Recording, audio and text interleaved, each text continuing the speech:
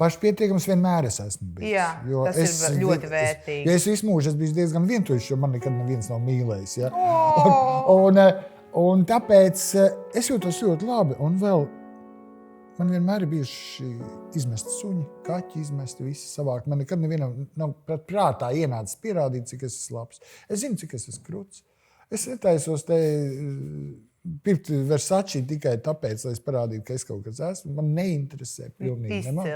Man ir pilnīgi vienalga citu cilvēku privātā dzīve. Man ir tik viegli. Tu esi alfa tēviņš?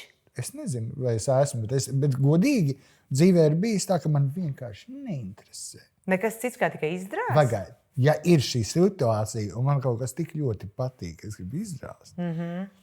Tad viss pārējais ir vienaldzīgs. Pilnīgi. Bet tā ir tā vienreizēja lieta izdrāst un čau? Droši vien.